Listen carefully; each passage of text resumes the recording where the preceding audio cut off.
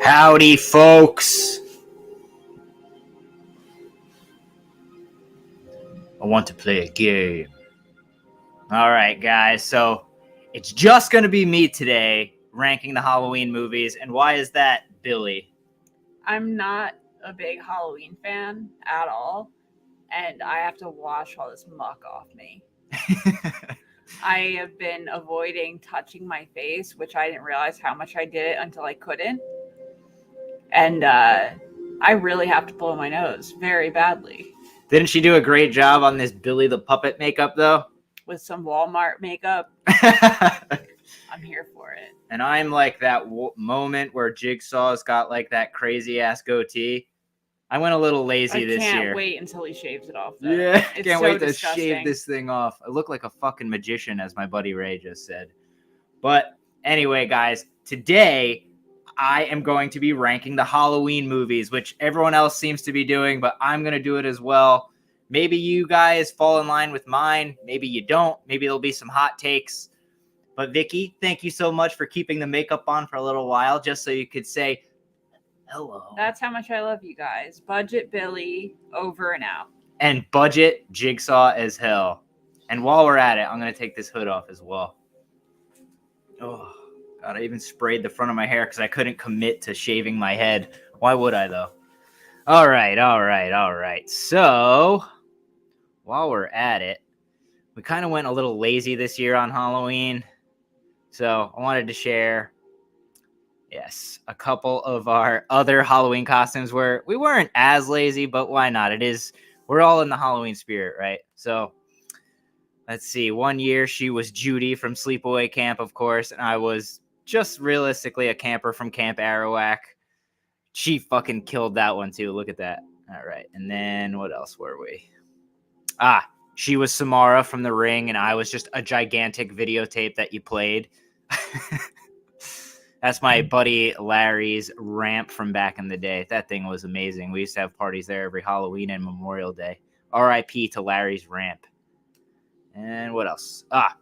From Idle Hands, of course, Seth Green and the bigger friend whose burritos come out of his neck. What else were we? Oh, sorry about that. Halloween 3.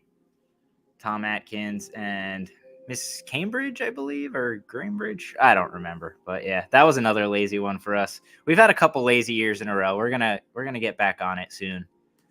All right, and of course our wedding invitation where we were Frankie and the Bride of Frankenstein. Let's see. She was Marla Singer and I was the narrator and Brad Pitt from Fight Club. Sorry about my upstairs neighbors. They love to stomp around and go and vacuum all hours of the day. Let's see. She was the lady in the radiator, and I was Eraserhead, or whatever the hell you want to call him. What? Henry X, as Vicky screams from the other room, scraping her makeup off. That was another good one. Another picture of Larry's beautiful ramp. Let's see. We were Nikki Sixx and Tommy Lee from Motley Crue. God, those pants are fucking insane. What else? Jack Burton and his lovely Kim Cattrall from Big Trouble in Little China. What else? Chop Top and Stretch from Texas Chainsaw Massacre 2. I feel like every time we post this picture, Chop Top likes it or comments on it, which is really funny. Elaine and Putty from Seinfeld, of course. And yeah, we've had a lot of good costumes over the years. So sorry this one was a little lazy. All right. Let me get rid of this. And let's get down to business. Hold on a sec. I got an important message here. No, I don't. All right. So Halloween. Jesus. What a diverse group of rankings I've seen over the course of my lifetime. And a rabid fan base. People love these movies to death, which is fair. It is one of the better franchises, I'd say. But man, like if Halloween super fans disagree with your opinion on a movie, they will let you hear it and they will chew you out and like wish death and harm upon you. It's insane, especially with the last few David Gordon Green ones. God, I never saw such vitriol in the comments of people's videos and stuff. It was absolutely insane, especially with the last one, Ends. Jesus, people were like cutting people's throats if you liked the movie. Meanwhile, I am one of the people who actually liked it, so. But anyway, I grew up watching Halloween. I think Halloween 2 I saw first. The first one I saw in the theater was Halloween 6, The Curse of Michael Myers. So I've been seeing these movies now for, God, 20, almost 30 years. That is insane. All right? Yeah, I don't know. But anyway, let us get down to the list. So I'm going to be ranking these from my least favorite to my favorites. And like almost everybody else's lists, my top 3 aren't going to be that that controversial, but some of the ones in the middle, some people might not like some of my takes. So without further ado, let's get started. At number 13, yes, there are 13 movies in this franchise. Let's kick it off. At number 13, Rob Zombie's Halloween 2. And while we're at it, my number 12, Rob Zombie's Halloween. I know people really, really love or hate Rob Zombie. I kind of fall in the middle. I like House of a Thousand Corpses. I love The Devil's Rejects. So I have no hatred or disdain towards Rob Zombie or his movies. But his takes on Halloween were just so not for me. So I'll just talk about them both together because it's just a little easier. So as you know, it is a remake of Halloween. And in Rob Zombie's vision, Michael Myers is born in a broken home to, I hate using the term white trash, but like white trash, kind of like a poor family. He's just growing up around domestic violence and like being called the F word, and it's just kind of brutal to watch. Who was it? William Forsythe plays like his stepfather, and of course Sherry Moon Zombie in every fucking Rob Zombie movie. She has to be in there, which is fine, but God, in this playing Michael Myers' mother, I don't know. Hi, I'm Michael Myers. Oh, I hated it. And at the time when I saw it in the theaters, I was kind of like, whatever. There were so many remakes coming out. I was just like, oh, it's just another remake. No big deal. But I don't know. The reason the original movies work so well is that like Michael Myers is kind of like hidden away, he's just stalking. But in this, Rob Zombie opted for like kind of ultra violence. And I like Scout Taylor Compton, but she is no replacement for Jamie Lee Curtis as Laurie Strode, in my opinion. And I know I just said I didn't I just like the stalking aspect of Michael Myers a little bit better. I do kind of enjoy like the crazy over the top kills in these. In this one, for instance, like seeing Michael Myers grow up and his backstory is just something I didn't want to see. I didn't need to see it. But him bashing the bully's brains in while he's wearing the clown costume, or him without the mask on, or his paper mache mask drowning Danny Trejo in the sink. Like that stuff's gnarly and kind of crazy to see. Or him killing Ken Faree, I'm Joe Grizzly, bitch, in the bathroom while he's taking a shit is pretty sick. But overall, this movie just drags on and on and on. And like the last sequence seems to go on forever. Like we rewatched this, I think, earlier this year. And I was just like, Jesus, like how many times do they kill Michael Myers in this one? I forgot. And I don't know. I don't hate it. I will say that about all these movies. I don't really hate any of them. I might dislike them. Like I don't like Rob Zombie's Halloween. But I do kind of dislike Halloween 2. Now this one deals with the events following Rob Zombie's Halloween remake.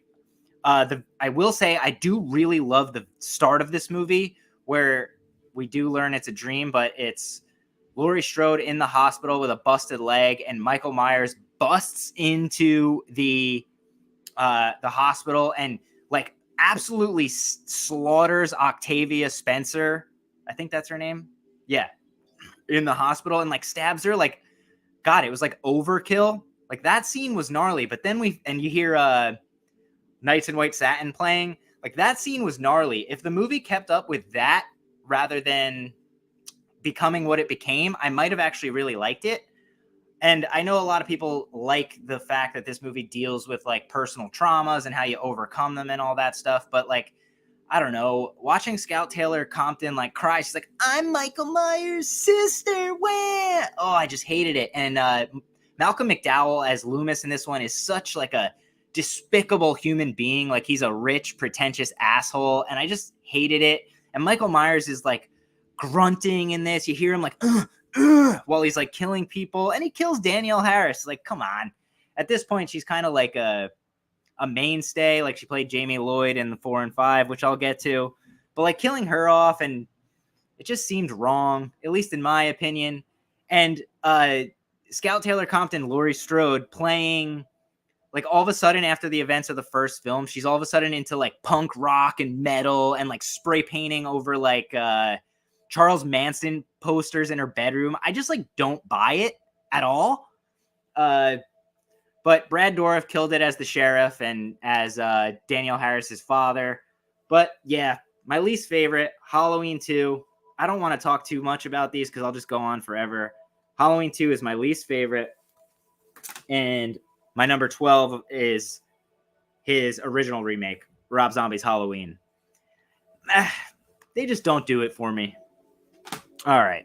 So now that those are out of the way, I know there's a lot of big fans of Rob Zombie's stuff. And lately there's a lot of channels that like really like push his stuff for some reason. It's like maybe House of a Thousand Corpses or Devil's Rejects, yes. But a lot of his other stuff, they all have that same, like, I don't know, white trash, over the top vulgarity that just, I don't know, they all seem the same to me. Which is fine if you like it. Like, I wish I liked them more. I just don't. I like Michael Myers, how he is portrayed in the original movies. But all right. That was my number 13 and my number 12. Let me get a sip of my Coca-Cola. Man. I look like Colonel Sanders, huh? All right. This one should also come as no surprise. So, my number 11, Halloween Resurrection. Now, this one, I was a teenager when this one came out, and I think my mom's boyfriend at the time took me to go see it. Fresh off the heels of Halloween H2O, I was like, man, this is going to rock. But in the first 5 minutes of this fucking movie, they kill off Laurie Strode, Jamie Lee Curtis, and she kisses him, and he, boom, she just falls off the building and blah. This one I also don't like because it kind of like dates itself right off the bat. So it's about Dangertainment, which is like a live, what would you call it? Like a live, I don't know, prank show. So they're at the Myers house and just they set up a bunch of like scare tactics and shit like that to scare these guests. And if you can survive the night, you win some money or something like that. Well, after Michael Myers had just freshly killed Laurie Strode, he returns home. And there he finds all these people with the cameras attached to their head, which I thought would, at the time when I was a teenager, I was like, oh, this is going to be pretty cool. It's like first-person view of Michael Myers killing people. But, man, it is bad. The acting in this one is bad. The mask looks off. And that's another thing about Rob Zombie's Halloween 2. Michael Myers looks like a hobo, and he was just like living out in the wilderness. He's not Jason. But in this one, the mask has like too many features. It's too shaded. And who else we got? Oh my God. And Busta Rhymes in this. Come on, dude. You look like a piece of chicken fried, motherfucker. And he like drop kicks fucking Michael Myers. It's just ridiculous. Like, I guess if you go into it like with a comedic aspect, it's at least fun to watch. You got that dude, what's his name? Thomas Ian Nicholas, right? Something like that. Yeah, Thomas Ian Nicholas from American Pie. But all the kills in this are like pretty interesting, I guess. It's just, I can't believe Michael Myers catches on fire at the end because of Busta Rhymes doing like a ninja shadow kick into him. And he's all half burnt up at the end. And, you know, you see his eyes open, but boom, that's it.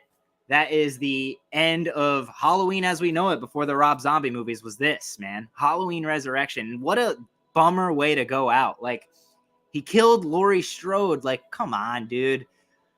But I did like that they went back to the Myers house. I just wish Michael Myers was scary and not like, they make him like almost like a comedic attribute, an afterthought in this. Could have been good, but yeah, my number 11 is Halloween Resurrection. Should come as no surprise. I think this is like the bottom on most people's lists. Like I said, I don't particularly hate it, but I don't really like it either. Whereas like with Friday the 13th, I tend to like really enjoy every single entry. With Halloween, these first three that I'm saying, I really don't like these, and when I'm watching them, they just get worse and worse over time. I hope this one ages better for me, but right now it is my number 11. Halloween Resurrection. All right. Now the next one, I just rewatched this one last night to kind of refresh my memory. I went back and rewatched the Thorn trilogy ones just because I used to really like them. I think because when I first saw Halloween like 4 and 5, I was like around Danielle Harris's age. So I was like, oh, cool. Like I can probably relate to this. But one of them didn't really hold up for me. So my number 10 is Halloween 5. Now this one, of course, follows Jamie Lloyd, who is Laurie Strode's daughter. Now in part 4, we learn that Laurie Strode has died in a car accident, and her daughter, Jamie Lloyd, is given up for adoption. So she's like going through foster care and all this and gets set up with a family. And part 5 is the sequel to that.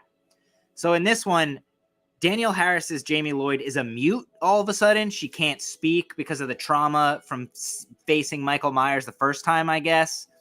But man, this one is just, ugh. Dr. Loomis is unhinged, which is the only redeeming quality to me. He's like out of his mind and like comedic. Cookie woman, the cookie woman. And he pulls the gun up to that cop when they're in the Myers house, and he's like, Charlie, Michael Myers is outside. Like, it's just insanity and silly. And the mask is just so fucked up. Like, it just doesn't look good. It's all popping out at the bottom. And like, I was trying to rationalize, like, well, why the hell couldn't they get the masks right in all these movies, you know? And I guess my only thought is the studios behind them must have been like, well, they don't really care about the masks. They just care about the character. But it's like, dude, if the masks looked a little bit better in some of these, I think people would probably like them a little bit more. Like the kills in part 5 are pretty good. Like I like that Michael Myers kills that couple with a pitchfork while they're having sex in the barn. And then he kills the girl dressed as like the devil with a scythe. That is sick. And he kills Tina's boyfriend, Mike, with like the 3-pronged like garden shear or garden hoe. That is awesome. But that being said, the main character in this one is no longer Rachel, who is Jamie Lloyd's like adopted sister. It is her best friend, Tina, who might be the most annoying character throughout this entire series. She is just loud and mousy and fucking, oh my God. I used to have like a little bit of like a childhood crush on her, but God, as I'm older, she is just mousy, annoying, and oh God, I really can't stand her anymore. But another thing that like kind of ruined this one for me is, excuse me a second. Let me just move this a little bit closer. There we go. All right. They kill off Rachel within like the first 10 minutes of this movie. And she was like almost like the heart of part 4. She was like one of the survivors, one of the, I don't know, one of the reasons that part 4 is so good. But Jason just kills her with some scissors like within the first 10 minutes. But they also introduce a character who is just dressed in a black cowboy hat, has black boots with steel toes and a giant black overcoat, who just is walking around and we have no clue who he is, which we do find out in part 6, like fucking 6 years after this movie comes out, who he was. But man, this movie it didn't age well for me. The kills are good, but Michael like switching masks and running people over with cars, and Danielle Harris just being mute for almost half the movie is just brutal. And her little friend at the orphanage, Billy, who has like a gnarly lisp. You feel so bad for the little kid. He's got like a crush on Danielle Harris, and she's just like freaking out with this like all of a sudden a telekinetic connection to Michael Myers, and it's like, where the fuck did that come from? And her just talking to him at one point, being like, "Uncle, you're just like me." Oh, it's cringy, man. But at the end of the day, it is what it is. It's fun to watch, at least. I find it a lot more enjoyable to watch Part 5 than to watch the Rob Zombie movies or Resurrection. And what was with the cops and like that comedic music where it's like, it's like right away this movie didn't take itself seriously, so it kind of like took me out of it. It's like, if you're not taking this shit seriously, why should I? And why is the Myers house all of a sudden a giant fucking Victorian castle-like house? Like, come on. What? I don't get it. But it is what it is. It's still a fun time. But my number 10, Halloween 5, did not hold up well at all for me. Oh, man. God. And, dude, I can't believe they introduced that character of the Man in Black, and then, you know, I guess the studio thought they were going to greenlight a sequel right away, which obviously did not happen. But like, we're staring at Michael Myers, mask on, handcuffed in a jail cell. Like, they didn't take his mask off or anything. He's just standing there, and then all of a sudden, at the end, this guy in all black, we never see his face or who it is, blows away the entire police force again, and he just disappears. What happened? I don't know. We'd have to wait 6 years before the next one would come out. All right. So moving on. Pardon me looking down. I have my list here just so I don't like mix up the fucking count, which I always do. It's a lot harder to remember the numbers when you're standing in front of this like hot camera. Also, this fucking polyester jigsaw ass hood thing is fucking hella hot. So thank you for letting me take it off. Not that you had any choice in the matter. But number 9. All right. So my number 9 is the first of one of the newer movies, and it is The Middle Bastard Child, Halloween Kills. Now, when they announced Halloween Kills and Ends, I was so hyped. I'm like, wow, I really enjoyed the 40 years later Halloween 2018. I thought it was a great concept, coming back and revisiting the characters and kind of retconning everything that had happened before. So I was really looking forward to this. But this to me kind of suffered from, it probably suffered from having too many eyes on it, having too long to mess around with it in the editing bay, because this obviously was supposed to come out when the pandemic struck. So they had like a whole extra year to fiddle with it and all that. Now, I love the way Michael Myers looks in all of the David Gordon Green movies. Like, I think they nailed the mask. Christopher Nelson absolutely knocked that out of the park. It looks like the original mask aged. And in this one, of course, it's like half burned because at the end of 2018, he's stuck in the fire. But they nailed Michael Myers in this. James Jude Courtney, there's no denying that he did a fucking fantastic job as the character of Michael Myers.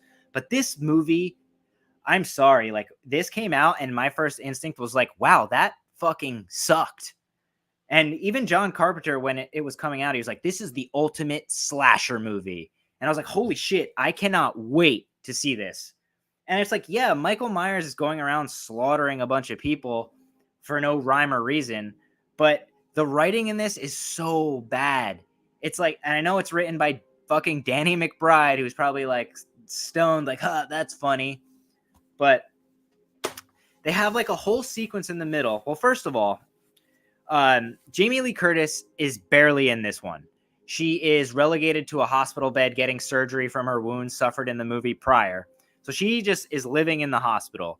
And while that's going on, Tommy Doyle, who is the character from the original Halloween, who Laurie was babysitting, is all grown up. He's played by Anthony Michael Hall. he overacts this role so bad. Like, he's got a baseball bat, and all of a sudden the townsfolk are going nuts. They're like, we got to hunt Michael Myers down and we got to kill him. And there's the whole diatribe of evil dies tonight. Ugh, smack me over the head with that baseball bat because it is fucking terrible. They say evil dies tonight probably like fucking 300 times in this movie. You also bring back, what's her name? I think Nancy Stevens. I think that's her name. So forgive me if I don't remember the name. But Anthony Michael Hall, like, I kind of was hyped for him to play Tommy Doyle, but then, God, he overdid it so much. And then, like, they have that other escaped mental patient running around who they all think it's Michael Myers because they don't know what he looks like without the mask. But it's just like a poor, like, sap who escaped with Michael Myers, scared for his life. And all these people are chasing him around the hospital. And he ends up just jumping out the window and splattering on the fucking ground outside the hospital. And it's just like, dude, that whole hospital sequence where evil dies tonight could have been chopped out of this fucking movie. But anyway, I don't want to go too far into it, but I didn't really like Halloween Kills. And out of the new trilogy from David Gordon Green, it's kind of like the only one I still don't like. It's grown on me a tiny bit, mostly because the kills are pretty cool. Like when he slaughters all those people in the truck, and like the girl accidentally shoots herself. He stabs the dude in the eyeball, like, or through the mouth or whatever. And then he kills Nancy Stevens and hangs her body up in like the swing and the play set. I thought that was really sick. And I like when he kills like all the firefighters. Like, that was super gnarly. But they ruined it all in the trailer, so you knew it was coming. Still cool to see. And at the end, when he's killing like Lonnie from the original movie in that house and kills the bastard ass boyfriend, I liked the last sequence of that whole, I don't know, meeting in the house. But then Karen taking his mask and being like, Michael, I got your mask. So he chases after her. So the townsfolk are all waiting for him, and they just beat the absolute piss out of him. Like, why didn't they just like cut his head off, kill him, and that be the end of it? Instead, he just wakes up, slaughters Tommy Doyle, like pretty much the whole fucking town in a ridiculous shot, like shot in a soundstage. It's just black, and he's just slicing and dicing the whole townsfolk. I don't know. All these townspeople were gung-ho and beat the shit out of him. Then all of a sudden, he's just awake and kills all of them. Like, why didn't they just chop him up into itty-bitty pieces at this time? And why didn't they shoot it like in real location? Why'd they use a soundstage? It looks so cheap. And then, of course, spoiler alert, the last sequence is him standing behind Laurie Strode's daughter and slaughters her, which is like, did he really kill her? Because it's almost like a dream sequence, which we do find out he did kill her, Allison's mother and Laurie Strode's daughter. And Laurie hears it over the phone, her dying, and they left us hanging. Did he kill her? He did. But anyway, God, Halloween Kills. I was so let down by this. I couldn't believe it because I loved 2018 so much. But yeah, it is what it is now. I think looking back, like, it's going to, this new remake trilogy or whatever is, well, reboot, rehash, fucking requel, whatever the hell you want to call it, is going to be looked upon very oddly. But Kills is by far my least favorite of those three. And it's my number 9 on this list for all those reasons I just said. All right. Never realized how dry your throat gets doing these things. I say that as I like smoke a vape as well, so my apologies. But going on, my number 8. We just watched this literally like an hour ago. Halloween H2O. Now, this is the second one I saw in movie theaters when it came out, and it definitely suffers from the Scream era of movies. Like, I think Kevin Williamson even wrote this, right? Let me just look at and check my facts. Maybe he didn't. Oh, he did. He's a co-producer, and he probably wrote a little bit of it. This one even like was filmed where they shot Scream 3. I really liked this one when I was a kid, and I still like it. But there's lots of things to dislike about it as well. Like I said, it feels like too screamy. It's like a teeny bopper, too teeny bopper for me. You got Josh Hartnett, who of course was in all those movies back then. You have LL Cool J, like talking to his girlfriend over the phone the whole movie, like reciting like romantic poetry and stories that he's been telling. And you also get back Laurie Strode, who, what we learn in this one is that she faked her own death, moved across the country to California, changed her name, and now she's like the dean of this university that her son Josh Hartnett goes to. And all of a sudden, the start of this movie, it starts up with Nancy Stevens. She is coming home, lighting up a cigarette in her hospital garb, and someone's broken into her house and dug through all her Michael Myers, Dr. Loomis files. Who else would it be but Michael Myers? We don't really get an explanation as to why he showed back up, but obviously he's learned that Laurie Strode is still alive. So kills her, kills Joseph Gordon-Levitt with an ice skate to the face in a cool sequence. And he's wearing the mask from Halloween 6 in this sequence, which is great. If only they kept that mask for the whole goddamn movie. Now, if you're a fan of all the Halloween movies, you know the reason this movie doesn't hold up well. The mask changes so many times. In the opening sequence, it's amazing because it's the Halloween 6 mask, which looks pretty good. And then there's even a scene where it's computer generated and it's just like not natural at all. And then there's scenes where his eye holes are this big and you just see his like practically his whole face, and it just doesn't look good. But the movie itself is fun. I don't really like Michael Myers being outside of Illinois. I don't like him being in like California stalking these teenagers on a university campus. But other than that, Jamie Lee Curtis is really cool in this one. I kind of like her better in 2018, but in this one, she's super cool. The kills are whatever in this. They're very simple, like knife kills, nothing too over the top, minus the ice skate in the face in the beginning, of course, which we don't see it happen. We just see the ice skate in his face. But when this came out, I was fucking hyped. And it obviously came out as a result of Scream doing so well. They're like, well, let's get fucking Halloween going again, baby. There it is. All right. Vicky is out of the shower and makeupless now. As I'm still going.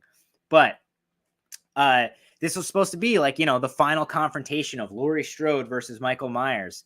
And it gives us that. It gives us that last scene where she kills Michael Myers. She thinks he's dead and he's in the ambulance, and she steals the ambulance and they get into a car accident, and Michael Myers is pinned between the ambulance and like a giant tree that has fallen over.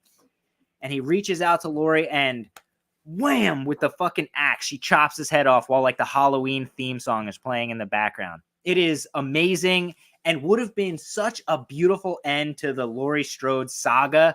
But of course they made too much money and they had to keep making more. Anyway, I still kind of like H2O. I can't get past the mask a lot of times. And I just wish, I don't know. I wish this ended the Laurie Strode saga for the most part. Still a lot of fun. Soundtrack's kind of a little too new agey for me. It almost sounds like a Tim Burton soundtrack, which I think it's Marco Beltrami who did this one. Let me see. Yeah, Marco Beltrami. You can like kind of hear it, and it just doesn't sound like a Halloween movie. Still a lot of fun. Halloween H2O is my number 8. Okay. Now, moving on. My number 7 is one that everyone last year was up in fucking arms about. And let me tell you, I understand why people don't like it, but I enjoyed myself. It tried something different.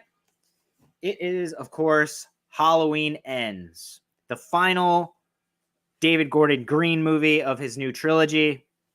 And the reason people don't like this one, obviously, is because most of the time Michael Myers is relegated to living in a sewer after the events of Halloween Kills. And this new character, Corey Cunningham, comes into play, who Michael's evil is passed to, and he steals Michael's masks, beats him up, and they're almost like tag team killing people. And I understand like Halloween super fans not really enjoying it, but at least they tried something different. I actually liked the character of Corey Cunningham. I think David Gordon Green's trilogy suffers so much is that they didn't know where it was going. You know, like they made the first one 2018 and just they didn't have a plan for the future so much. So when this one came around, like, and you get introduced to Corey Cunningham, and he's accidentally killing the kid he's babysitting while they're watching The Thing, which is fucking gnarly, by the way. And also very meta of them to include John Carpenter, a John Carpenter movie in the series he created. But God, I fucking tongue tie myself sometimes. But if they had introduced the Corey character just once, even mentioning him or him popping up in Halloween Kills or 2018, even just for a little bit, I think people would have been less hateful towards this one. But John Carpenter and his son and I think his nephew or whatever scored all of the David Gordon Green movies. So at least we have that, right? Like the soundtracks are great, in my opinion. I think they're some of the best of the entire series. But yeah, I understand people being mad that Corey Cunningham is donning the Michael Myers mask. He is doing the majority of the cool kills in the movie, but it's a lot of fun to me. I kind of really understand people's like attributing this to being similar to Christine in a way, because like Arnie in Christine, like Corey is almost like becoming more and more evil because of the evil being passed from Michael Myers and all that. But this movie promised us the final battle between Jamie Lee Curtis's Laurie Strode and Michael Myers. And the last scene of this movie is over within 5 minutes. Like they kick the crap out of each other in the kitchen for a little while. And then boom, she pins Michael Myers on her like kitchen table, stabs his hands, and then just slits his wrists and lets him bleed out on the table. It's like so uneventful. Like, I don't know, man. They were doing such a good job. Like, if you're going to go all in with like the Corey Cunningham stuff, you should have went all in instead of just giving us a taste and making people hate it. You know what I mean? And then them driving Michael Myers' body on the top of the cars while all the people of Haddonfield watch as he gets thrown into like the fucking machine that crunches up cars and metal and shit.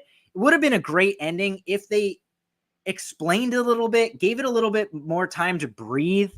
But I don't know. I still enjoyed this one for being different. When I watch it, it feels different. And I like that because a lot of these movies feel very similar.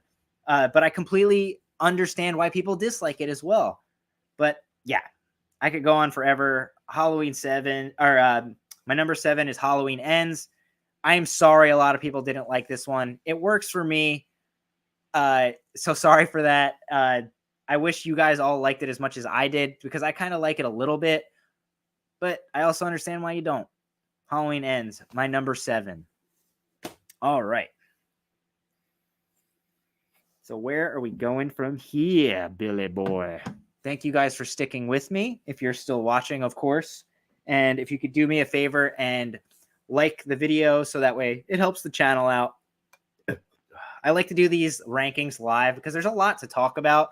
I know you go on tangents and all that shit, but there's a lot to be said. And when you're just recording a video, you sometimes forget to say things. So doing them live is kind of like me just spewing all this garbage out. And hopefully I say everything I mean, you know, it's a lot more time to do it. So we are on to number 6. So at number 6 is Halloween 2018. Now, when this one was coming out, I was really excited. I was kind of course, over the remake and reboot bullshit. But this one planned to retcon all the sequels and take place directly after the original. Now, to its, I don't know. I kind of wish they at least kept the brother-sister thing in line. Like this retcon's part 2, so Laurie Strode and Michael Myers are not brother and sister anymore. So it's just, 40 years later, Michael's been imprisoned in Smith's Grove, and a bunch of podcasters come and try to get him to talk and see like, oh man, you killed all those babysitters 40 years ago. What's going on? And then they visit like Laurie Strode, and she's a recluse in this one. She's like fucking Ripley. She's got like a compound. She's like practicing shooting fucking mannequins and stuff in her spare time. She is gung-ho. She always has known Michael Myers is going to escape and try to kill her again, even though he doesn't really care. But in this one, they get it all right. The score by John Carpenter and his son is just so amazing in this one. I love The Shape Hunts Allison. It introduces, obviously, Jamie Lee Curtis, Laurie Strode's family. She has a daughter, 2 failed marriages, a granddaughter. And this one also kind of perfectly introduces comedy. Like, it's not too over the top. It's kind of like subtle. Oh, I got peanut butter on my penis. And you got the little kid being babysat who's like, I know what alakazam is. You're going to smoke some weed. It's like, it's over the top, but not too over the top. It's like perfectly laid in there. And Michael Myers is scary in this one. He's got the mask by Christopher Nelson again, which is amazing. Looks great. It looks like a mask that would have been aged 40 years. But the one thing I like about it is that Laurie Strode is like a recluse. I love that. I feel like anyone that goes through that kind of craziness when they were young, like, yeah, like your marriages in the future are going to fail. Like you're going to grow up with some like kind of trauma going on. I hate that, but it's true. But I like her as like almost an Ellen Ripley character. So I wish they stuck with that through the rest of David Gordon Green's movie. They kind of abandon it. And by Halloween End, she's just Susie Homemaker. It's like, dude, Michael Myers just slaughtered the whole town, killed your daughter, killed her husband, and has left you taking care of your granddaughter, Allison. Like, you're not going to be Susie Homemaker. If anything, you're going to be like fucking a recluse, even worse. At least I think. But 2018, I thought was great. We just rewatched it, and I still really enjoy it. I've heard a lot of people like don't really like it anymore, but to me, it's the most powerful of all the David Gordon Green ones. Like I said, I wish they kept the brother-sister connection there, just because while this movie is going on, you're just kind of like, does he care who Laurie Strode is, or is he just like somehow running into her and like, like, guess I'm gonna kill you now. And then you get the character of Sartain, who is essentially the new Loomis, and he's just kind of fucking nuts. He's been taking care of Michael Myers since Dr. Loomis has passed, and he just wants to hear him talk and why he kills people, why he gets this like fucking joy out of cutting all these people up, and he never gets it. And then of course Michael Myers, Sartain kills the sheriff, which he doesn't. He's in Halloween Kills and Halloween Ends. But he's like, Michael, speak. And fucking Michael Myers is just standing over him and smushes his fucking brains out with his boot. That was sick. And then you got the last sequence, which is at Laurie Strode's compound. And Michael Myers they brought him there to see what he would do with Laurie Strode. And it's like, what do you think he's going to do, dude? He just kills everyone that's in his way. And they trap him in the basement. And it's like, happy Halloween, Michael. And they light the house on fire. You'd think they would have burned him alive, but of course he gets out because the firefighters come. But yeah, 2018 was great. I thought Jamie Lee Curtis is very similar to her H2O character in this one. I kind of like her a little bit better in H2O, but as a movie, I think Halloween 2018 is a little bit more for me. I like it a little bit more. I like the characters, and even the hateable characters. I'm like excited when they die. I don't know. It worked for me. And I'm sorry it didn't work for everyone, but like when he kills the podcasters in the bathroom and drops like the one dude's teeth over the stall. Oh my God. It's so good, man. It's so gnarly. And yeah, Halloween 2018 is my number 6. Christopher Nelson. If it's one thing I can say about all the David Gordon Green ones, knocked it out of the park as far as special effects are concerned. And the main thing being is that he got the mask right. It looks awesome. It looks like the original mask as much as it can. And it's just a lot of fun. Revisiting a character like that 40 years later with Laurie Strode was cool. And in this one, it's the only time where I'm like, yeah, it works here.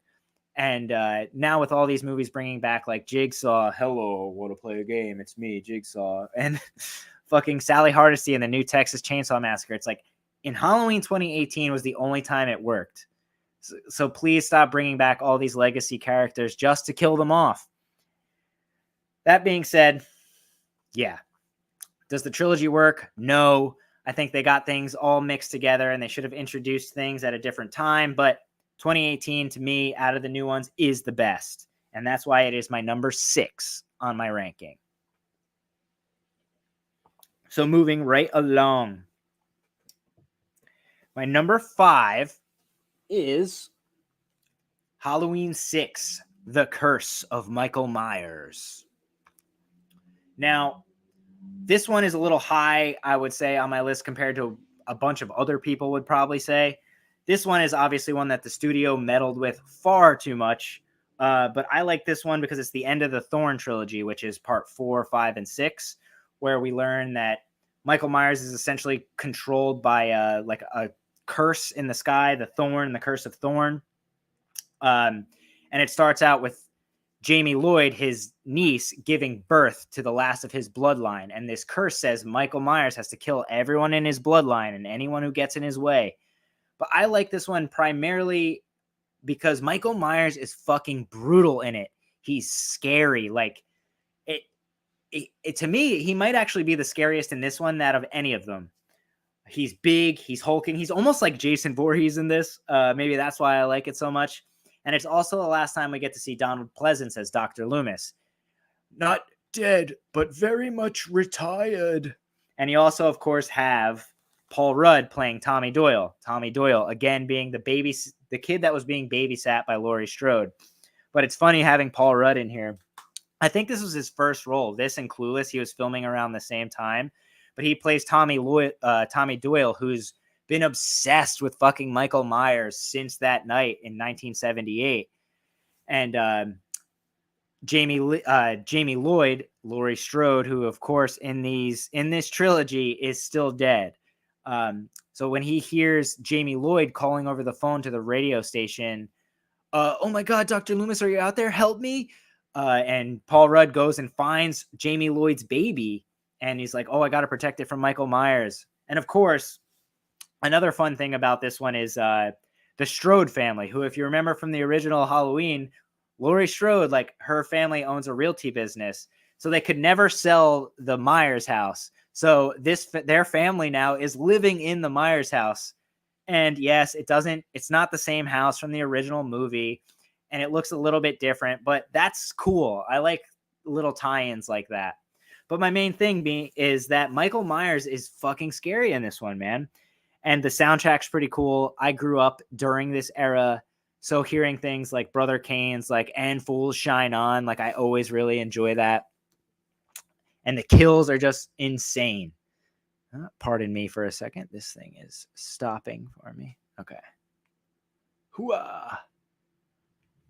Sorry, guys. Pause. But yeah, like, the mask actually looks pretty cool in this one as well.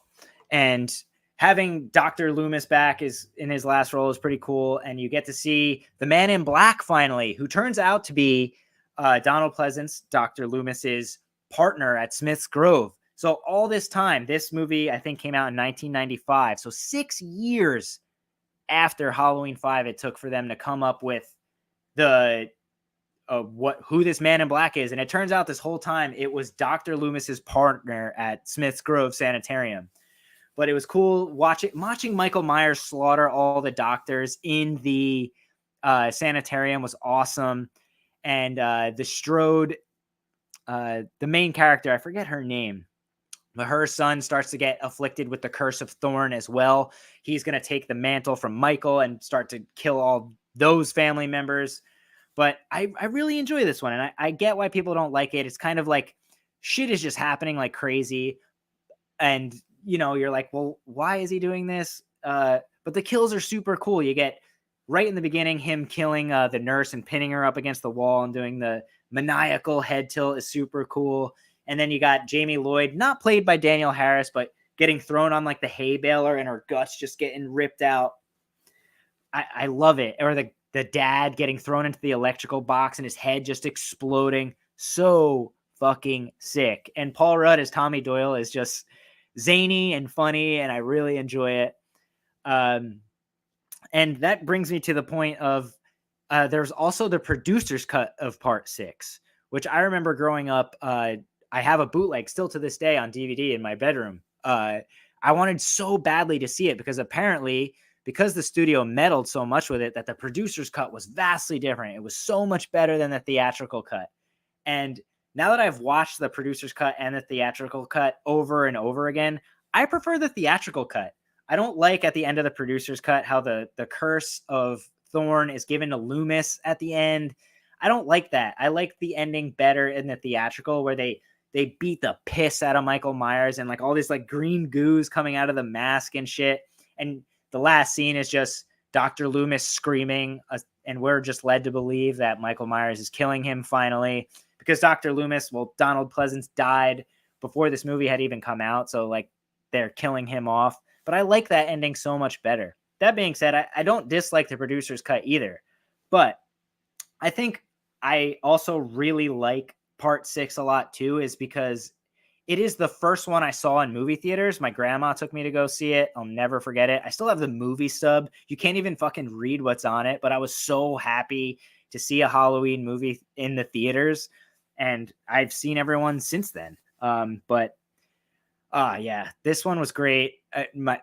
Bless your soul to my grandma, aka Nan, for taking me to see that. I loved it. And that's why it's so high on my list. Michael Myers is brutal. He looks good. He's big, hulking. The kills are great. And I think the story is actually pretty interesting. And it kind of wraps up that whole Thorn trilogy. We actually get closure. You know what I mean? We actually get to see what happens to Jamie Lloyd. And that to me is cool. And involving Paul Rudd as Tommy Doyle is interesting to me. It's a way of like tying the original with the Thorn trilogy. So that is why it is my number 5. Now, pardon me while I crack this Heineken 0.0. My throat gets super fucking dry doing these things, so this should help. It'll also ease the suffering of talking about so many Halloween movies. But thank you guys for sticking around. I really appreciate it. And if you would be so kind as to like it. All right. So next up is my number 4. And my number 4 is Halloween 4, The Return of Michael Myers. I just rewatched this one, like I said, for the first time in a while last night. I really, really enjoy this. Right from the intro, it is incredible. The Halloween, all the old Halloween Midwest vibes they put off in that intro are so good. And every time I see people post it on Instagram, I'm like, fuck right, dude, that is so sick. The main thing I dislike about 4, which there isn't much, is Michael Myers' mask is just so off. And like, I get it. You know, he stole it from a fucking, you know, like a Hobby Lobby type store. So they could use the excuse that, you know, it's a cheaper mask. So, and it's different. So that's why it looks so different. But the way George P. Wilbur played him is like, he's super stiff and like this. And I don't like that he doesn't move right. You know what I mean? But it's still super cool. And I hate that they teased the original look of the mask on the cover of all the artwork, because it's like, damn, he doesn't even look like that in the movie. But Halloween 4 is super cool. And like I said with Part 5, Part 4 introduces us to Laurie Strode's daughter, because Laurie Strode died in a car accident. So her daughter is now living with a foster family with Rachel, her like stepsister, and their family. And she's, you know, having trouble fitting in. And also we noticed last night and started laughing, holy fuck, are the kids cruel in this movie? Jamie's an orphan. Like, holy shit. I don't know if kids are that harsh in real life. They probably are, but what the fuck? Jamie's uncle's the boogeyman. But Daniel Harris as Jamie Lloyd, of course, is super, as good as a kid actor could be, I suppose. But the reason this one works so much for me is like, it has that fall atmosphere. Like, they go trick-or-treating. You also have Sasha Jensen in here as Rachel's love interest, who ends up fucking the sheriff's daughter, played by Kathleen Kinmont. And how iconic is Kathleen Kinmont's shirt, where it's like, cops do it by the book. Like, that shit is so funny to me. And obviously Donald Pleasance is back. He's got the burn scars because obviously the last time we saw Donald Pleasance before this movie was the end of Halloween 2, which is he blows up Michael Myers and himself, and they all burn in the Haddonfield Memorial Hospital. So they got the scars, and he's all burnt. And Donald Pleasance is on a hunt. You're hunting it, ain't you? He is on a hunt to fucking kill Michael Myers. He knows he's going back to fucking Haddonfield to kill his niece. He knows he's going to fuck this town up. And who was it? Tom Morga, who plays Dream Jason and shit in Friday the 13th Part 5, plays the bandaged up Michael Myers in this. And if it's one thing I will say, I wish they kept the bandaged, burnt up Michael Myers look for a little bit longer in this movie because he is scary. Like when he's in the hospital, in the ambulance, why are they transporting Michael Myers to another facility on Halloween night? Don't you guys realize he kills all these people on Halloween night? Like, I get it. He hasn't been talking in 10 years or moving in 10 years, but come on, dude. Of all nights. But when he sticks his thumb in the fucking ambulance or the doctor in the back of the ambulance's head, brutal fucking kill. And he's super cool with all the bandages on his face, man. Like it's like some like Dark Man. I love that. But of course, he steals the mask from like the Hobby Lobby place where Sasha Jensen and Kathleen Kinmont are working. But he moves weird. But the kills in this one are cool. Like I said, he stabs the guy's head. He kills Kathleen Kinmont by stabbing her through a door with a fucking shotgun. He smushes Sasha Jensen's face like with his bare hands. That is so sick to me. I love it. But aside from like the mask looking wonky and him moving a little weird, Halloween 4 is a good time. It seems like a product of the late 80s, which it is. And that's why I think it works so well. It's like, it feels like you're watching like a cheesy 80s movie, because you are. And it's obviously the case of like them seeing Freddy and Jason do so well. They're like, well, we got to bring fucking Michael Myers back. Let's bring him back. And then like the townsfolk going crazy and hunting him down, like in the back of pickup trucks is super cool. And they did it way better than they ended up doing it in Halloween Kills, in my opinion. Like with the woman chasing him with the fucking iron and a baseball bat. Like in Halloween 4, they're chasing him in these pickup trucks and everyone's armed to the teeth with like rifles and shotguns. And like, they're going to fucking kill Michael Myers. And it works super good. And another great kill in this one was, what does he do? He grabs the guy driving the pickup truck's throat and just like tears his face with his bare hands. It's a great time, man. I love Halloween 4, and I'm glad in rewatching it, I still really liked it. Danielle Harris did a pretty good job as Michael Myers' niece. My only complaint is the mask. Looks a little wonky. Doesn't look awful, but it could have been better. And that is why Halloween 4 is my number 4. Still great. And things aren't going to get all that interesting or spicy here. But things are going to be pretty prototypical as they're laid out. I'll just say that. My number 3, Halloween 3, Season of the Witch. Now, this one, of course, has a lot of new legs. A lot of new people really like this one now. But when I grew up, even my friends and family members who were into the Halloween movies were like, oh, don't watch that one. It stinks. Michael Myers isn't in it. So I grew up in the same boat being like, well, I don't really like part 3. Michael Myers isn't in it. I don't get it. So like, fuck part 3. But like, as I got older, Halloween 3 fucking rules. Yeah, there's no Michael Myers in it because the studios obviously were like, well, let's try something different. We're going to try like every movie from here on out. It's just going to follow a different storyline. And the result was Halloween 3. Out of all the Halloween movies, I think this one has the best score. It's super cool to listen to. This one, of course, follows the mask company, Silver Shamrock, creating kids' masks. And all of a sudden, a person runs into Tom Atkins, fucking Tom Atkins, hell yeah, runs into his hospital and is like, they're going to kill everyone. They're going to kill all the children. And he's clutching a mask, which has the Silver Shamrock emblem. And then a man comes in, kills him, and then lights himself on fire and blows up. So Tom Atkins is like, what the fuck? He's just like a drunk, fucking terrible father who is just working all the time, not hanging out with his kids, leaving his ex-wife to deal with all that shit. So he reaches out to the man who came to the hospital's daughter. And he's like, what happened? And like, I don't know. All he would talk about was like these masks and what they're doing. And as it turns out, Silver Shamrock is in this weird little town, Santa Mira, California. So they, Santa Mira, wherever the hell it is. And Tom Atkins and this woman drive to this town, and it's super weird. It's abandoned, and they're trying to figure out what the fuck's going on.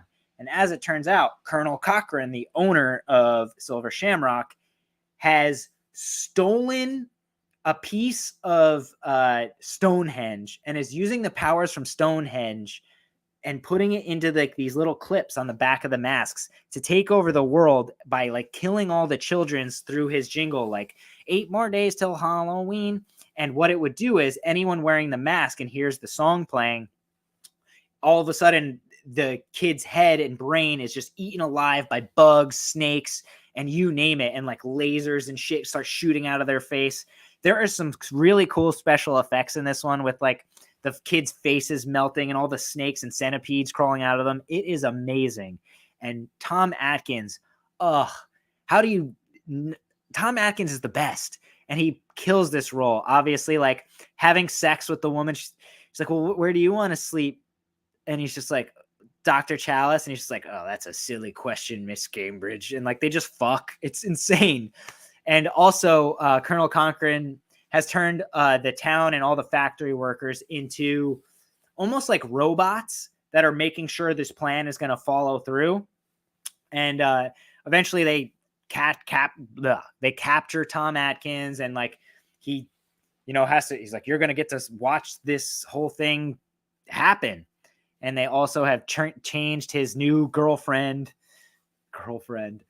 into a robot as well. And like she tries to kill him, but he kills her. And the beauty of this one is he breaks free, and right as like the clock strikes midnight and the song is playing and all these kids are about to die, he's just on the phone yelling, stop it, stop it. And we never find out if he stopped it from happening or if Colonel Cochran and Silver Shamrock have completely, killed all the world's children. Fucking gnarly and dark. I love this movie so much. It just feels so Halloween, and the soundtrack is good. The special effects are amazing. And I completely also understand why Halloween super fans don't like it, because there's no Michael Myers in it. But hear me out. And this is what I say to everyone like that asks me, well, why do you like Halloween 3? It's not Michael Myers. It's like, okay, take Halloween out of the title and just call this anything else. Call it Silver Shamrock. This movie would have been a fucking smash hit and wouldn't have taken all these years to finally take off. But because they put Halloween in the title and it's Halloween 3, everyone expects Michael Myers. So not getting him after all these years of seeing him, people are like, oh, no. That's not a Halloween movie. And it's like, whatever. I like that this one exists. It's almost like a nice break. And, but yeah, if they called it anything else, I feel like this would have been a super smash hit. But I fucking love Halloween 3. I love Tom Atkins. I love the character of Dr. Chalice being like a drunk, shitty, absentee father. It's just incredible watching him putz around with like the 6-pack and sharing like a pint with like the locals in Santa Mira is so funny to me. Dick Warlock, who plays Michael Myers in Halloween 2, is one of the robots in this. It's so sick. I fucking love Halloween 3, and that's why it's my number 3. It's just so much fun. And guess what? If you don't like it because Michael Myers is in it, just forget that it even is called Halloween 3. Go into it knowing you're just going to get a cool movie to watch on Halloween, and you will love it. It's so much fun. And that's why Halloween 3 is my number 3. As a matter of fact, there's times I'd rather watch Halloween 3 than any of the other movies in this series, just because it's a lot of fun. It captures the Halloween feeling better than almost anything else in this series, as far as I'm concerned. But that's why it's my number 3. Sorry, guys, I'm starting to lose my voice. My non-alcoholic beer isn't really helping my throat out. But anyway, on to my number 2.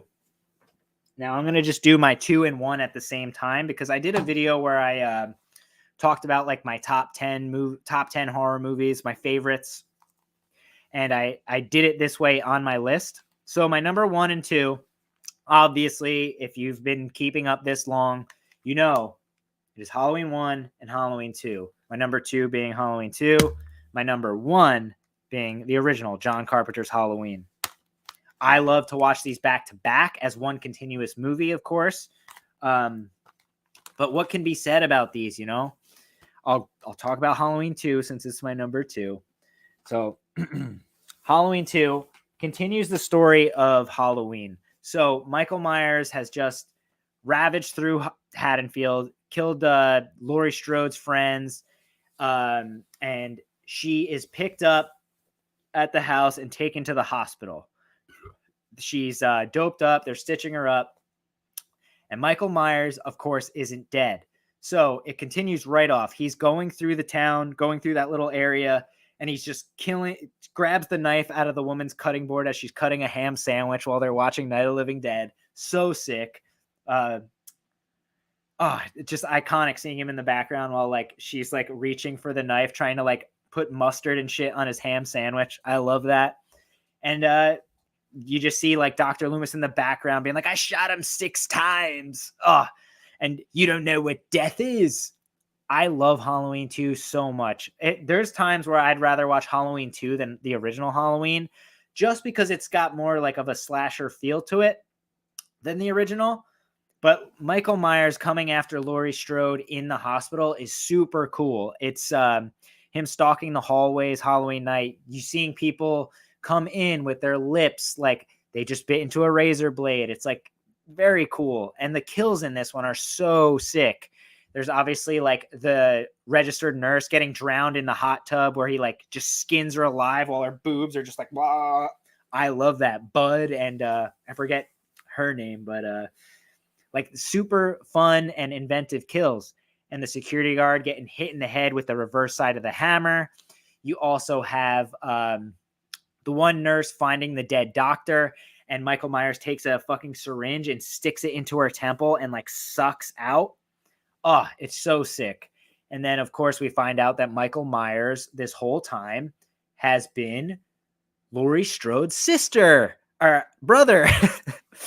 And you get that whole diatribe where they're at like the school and Sam Hain is written in blood on like the chalkboard. What an iconic shot to me. And you just learn that like, oh, well, Michael Myers killed Judith all those years back. Like now he's coming to finish the job and to kill Laurie Strode. I just really love this one, man. Him stalking the hospital is super iconic, like I said. And Donald Pleasance just going ape shit, like, oh, and they accidentally kill the kid in the mask. They like ram into him with the fucking police car, and it turns out to be like Ben Tramer or something. And the fucking cop car smashes him into a van, and he fucking bursts into flames. Like, how dark is that? Like, so fucking gnarly.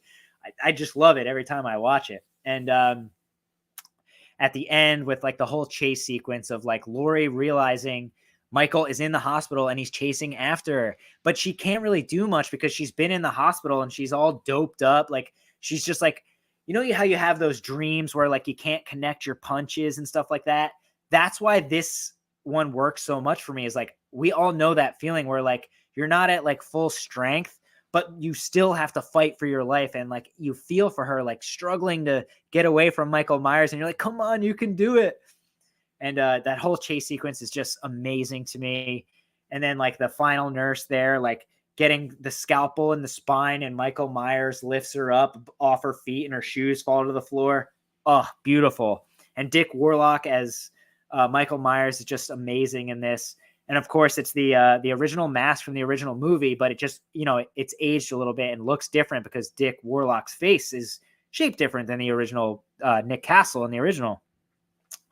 And then you get the iconic shot at the end where Laurie Strode shoots both Michael Myers' eyes out, and you get the bloody tears running down his eyes, and he stabs Loomis, and Loomis is just standing there with like a lighter, and he's like, it's time, Michael. And boom, they fucking explode, and him and Michael Myers are just burning to death at the end. And you get the Chordettes, Mr. Sandman playing. Like, oh, how could you not hear that song, Mr. Sandman, and not think of the Halloween movies? It's just like they go hand in hand at this point for me. But yeah, Halloween 2, man. Like I said in my past video where I talk about some of my favorite movies, watch this immediately after Halloween 1. Watch it as one movie. It works so well. And yeah, that's why Halloween 2 is my number 2. If anything, the David Gordon Green movies should have done is kept this one canon and stopped trying to just jam so much Halloween like fan service into the movies. It would have worked better, and kept Laurie as his sister. Give him a reason to want to chase her, you know, like, because it just seems kind of meh. But Halloween 2, incredible. One of my favorites to this day, and probably always will be one of my favorites. And I will always like to watch it in succession with the original Halloween. And of course, like I just said earlier, my number 1, no surprise here, the original Halloween. What more can be said about the original Halloween? Also, sorry to just like run back. I think the reason Halloween 2 is also so super good is because, yes, it was directed by Rick Rosenthal, but when the studio was like seeing the dailies and stuff from the movie, they're like, oh, no, we can't. No.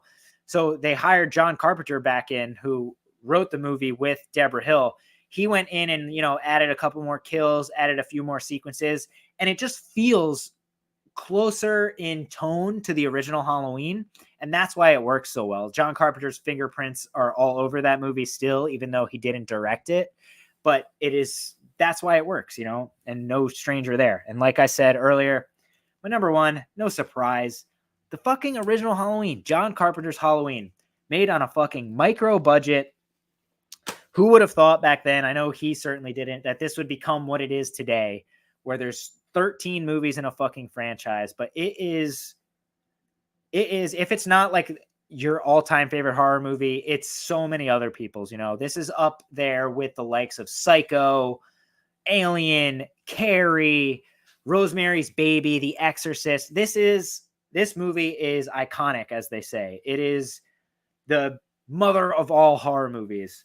And it introduced the world to Michael Myers, a person who killed his sister as a child in the 1950s. And he stabbed his sister's tits, as Mike and Jay would say from We Watched a Movie. And then it jumps forwards, and he is escaping his sanitarium after years of being silent, and Dr. Loomis is chasing after him. But this one is just so much better than the rest, because you don't know why he's killing people. You know, it's just some guy in a fucking white mask that is hunting these babysitters and kids in these 2 houses. You don't know why. There's no reason, which is like, I get you not liking Halloween 2 that much because you find out Laurie's his sister, but in this one, it's scary because he's just killing these people. And like, he's more human, you know, he's strangling people. He's just quick stabbing people. He's strangling PJ Souls with the fucking telephone cord. Totally. And he's got the Bob's like sheet on, and he's just like a ghost. Like, it's iconic. Him stalking the shadows is scary as fuck still to this day. John Carpenter's score. You can't go anywhere around this time of year and not hear the Halloween theme playing in even like stores, like I said, or hearing it on the radio. It is just perfection all the way through. And John Carpenter like invented, what was it, like the Panaglide or whatever. So that way, like, you get like a first person view of Michael Myers walking, and it is just amazing. And of course, it's introduced us to Dr. Loomis, Donald Pleasance. Amazing. And Jamie Lee Curtis's first role. She is the original Scream Queen, like alongside Marilyn Burns and fucking Janet Leigh in Psycho. Like, it's just a perfect movie. I don't want to go too far into it just because it's perfect. The mask is great. The songs are great. The movie is scary. Michael Myers doesn't have any backstory. He's just a psycho on the loose killing people. And that's why it's amazing. And it just works in every way. The ending, like, I shot him. He fucking, was that the boogeyman? And he gets shot off the fucking balcony, and they go back Was that the boogeyman? As a matter of fact, it was. And you go back and like Michael's gone. And that's the end of the movie. You just see all these like great shots of all places we've seen in the movie already over the sound of Michael breathing in the mask is just so perfect and bone chilling, really. It's scary. He's still out there. Who is he going to kill next? And oh man, Halloween, perfect. And there's no shocker there that's why it's my number one. And that's my ranking. So at 13, we had Rob Zombie's Halloween 2. At 12, we had Rob Zombie's Halloween, the remakes. And 11, we had Halloween Resurrection. At 10, Halloween 5, The Revenge of Michael Myers. At 9, Halloween Kills. At 8, Halloween H2O. At 7, Halloween Ends. At 6, Halloween 2018. And at 5, Halloween 6, The Curse of Michael Myers, the theatrical cut, if I had to choose between the two, of course. And at 4, we have Halloween 4. At 3, Halloween 3. At 2, Halloween 2. And of course, number 1, the original John Carpenter's Halloween. Oh, we got Uzi in the chat. What's up, brother? I just finished up. Trick or treat, mother trucker. Let's show the world that one. Fucking A, right? So I just finished. And obviously my number 1 was the original Halloween. No fucking shocker there. But Halloween, John Carpenter himself wouldn't have seen this coming, how big it would be. You go into any fucking store, there's Halloween merchandise, there's Halloween toys, there's Halloween fucking paper plates and cups and fucking cookware and ice cube trays and coffee mugs and blankets and fucking stuffed animals. It's crazy. And it's really funny because when we met John Carpenter ages and ages ago at this point, I think it was like 6 years ago, so many people were asking him questions about Halloween. And it's like, to me, like, yes, Halloween is a masterpiece, but like, I know he hates talking about it because, dude, that's all people ask him about. And so many of his other movies are better to me. But when we finally went up there, I just talked to him about They Live and The Thing for a little while. And he just seemed so relieved. Oh, thank you for not bringing up Halloween. And even he was just on Colbert the other night, ironically. So I had to watch that. And they don't ask him like really any question about Halloween. And John Carpenter is almost like kind of like more chipper because they're not talking about Halloween. They're talking about his other stuff. And that's how he is in person. Just granted, this is a Halloween ranking video, of course, but yeah. So anyway, guys, that was my list. Here it is. For those who like to get that pick, at the bottom, you got H2 all the way up to my favorite, the original Halloween. And yeah, I really appreciate you guys that popped in here and, tuned in, tuned out, whatever. And everyone that's watching this on the replay, really love that you guys tuned in. And my wife, Vicky, for keeping all her Billy the Puppet makeup on. And you guys for forgiving me for not going full Jigsaw the whole time because it's hot as hell in here and hot out today. But I hope you guys have a great Halloween. I hope you enjoyed my ranking, even though some of them are probably spicy to you guys, my takes. But how do you rank the Halloween movies? Let me know in the comments below. Let me know how wrong I was or how right I was. And anyway, I'll see you guys at the next video, next live, whatever we decide to do whenever we have time. Please remember to like, comment, and subscribe. And I hope you guys all have a very safe and happy Halloween. Adios. Later, guys. Happy Halloween.